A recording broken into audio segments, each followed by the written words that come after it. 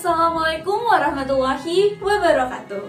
Hai, nama saya Angel Lia Haritsa dengan NPM 0351-21001, Program Studi Pendidikan Ilmu Pengetahuan Alam Universitas Pakuan.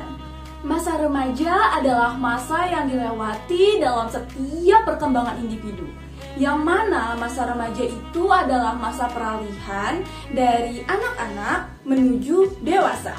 Jadi tidak heran tuh jika kadang ada remaja yang jadi lebih sensitif atau moodnya itu berubah-ubah.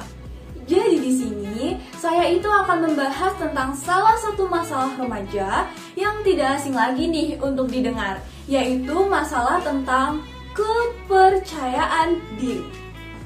Kenapa coba para remaja itu banyak yang gak percaya sama dirinya sendiri? Mungkin itu yang muncul di pikiran sebagian besar orang. Kenapa? Jadi, hal itu bisa saja terjadi karena beberapa faktor atau beberapa hal. Faktor yang pertama, bisa saja karena pola asuh orang tua yang salah, seperti minimnya dukungan orang tua kepada anak. Hal itu bisa saja terjadi karena kurangnya ucapan ataupun tindakan yang menunjukkan perhatian, apresiasi, maupun pengakuan dari orang tua yang membuat si anak itu selalu merasa bahwa dirinya itu tidak cukup baik untuk dicintai, dihargai, diberi perhatian, atau sebagainya. Lalu, terlalu banyak memberikan kritik kepada anak. Oke, kenapa mengkritik anak bisa menjadi sebuah kesalahan? Mungkin maksud dari orang tua itu baik ya, namun salah-salah mengkritik itu bisa dapat menghancurkan kepercayaan diri anak. Loh, kok bisa gitu ya? Oke, misalnya ada orang tua yang mengkritik penampilan anak saat anak itu mencoba untuk berpenampilan baru, atau tidak menghargai pencapaian anak dengan membandingkan pencapaian anak lain dengan anaknya sendiri, dan mengkritik anak saat anak itu sedang menunjukkan bakatnya. Nah, sifat terlalu mengkritik itulah yang dapat menurunkan rasa kepercayaan diri anak, karena anak itu merasa tidak mampu untuk melakukan apapun dengan benar. Lalu, ada juga pola asuh orang tua yang overprotective. Loh, ini kenapa sih? Kok semuanya salah? Semua nggak boleh gitu ya? Itu karena ketakutan pada orang tua yang berlebihan itu akan membuat anak juga ikut merasa takut. Akibatnya, anak itu menjadi tidak percaya diri saat melakukan hal-hal di luar pengawasan orang tua. Dan hal itu akan ikut terbawa hingga dia itu dewasa dan membentuk kepribadian anak. Lalu yang kedua, takut pada kesalahan.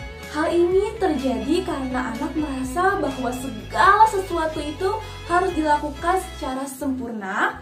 Alhasil, banyak anak yang tidak mau mencoba sesuatu hal yang baru karena rasa takut pada kesalahan yang kemudian dapat berimbas pada kurangnya rasa percaya diri. Lalu yang ketiga, menganggap kalau berani beda itu sebagai hal yang aneh. Jadi, remaja itu menilai bahwa penampilan sesuatu yang berbeda dari yang dilakukan kebanyakan orang adalah hal yang aneh. Dan para remaja itu akhirnya lebih menahan dirinya dengan hanya melakukan kegiatan yang dilakukan oleh mayoritas orang. Nah, kalau udah kayak gini gimana dong?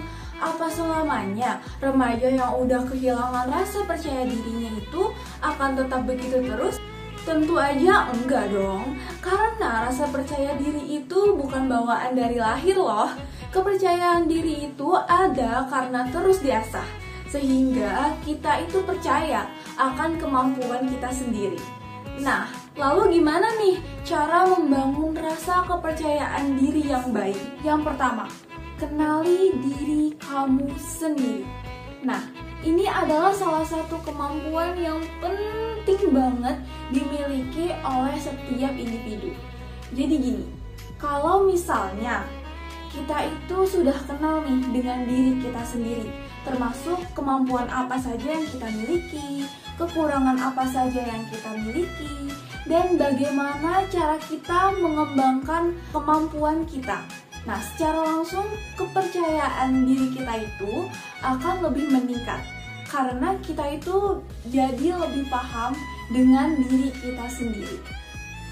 Lalu yang kedua, kurangin deh bandingin diri sendiri dengan orang lain. Kenapa sih harus begitu? Jadi, kalau individu membandingkan dirinya dengan orang lain, mereka itu jadi ngebayangin kalau hidup ini itu adalah sebuah kompetisi. Jadinya membandingkan antara pencapaian dirinya dengan pencapaian orang lain, atau kemampuan diri sendiri dengan kemampuan orang lain. Sibukkan diri kamu dengan mengembangkan potensi yang ada dalam diri kamu. Jadi pada dasarnya, kalau kita udah bangga nih sama diri kita sendiri dan cinta sama diri kita sendiri, serta udah paham sama diri kita sendiri, rasa kepercayaan diri itu akan muncul. Tapi ingat ya, semua itu juga harus diiringi atau dibarengi dengan latihan. Seperti latihan berbicara di depan umum atau berbicara dengan orang-orang baru. Sehingga rasa percaya diri kamu akan terasah dan akhirnya bisa untuk terus percaya dengan diri sendiri. Oke, sekian dari saya. Mohon maaf jika ada kesalahan kata atau ada kata-kata yang kurang berkenan. Terima kasih. Wassalamualaikum warahmatullahi wabarakatuh.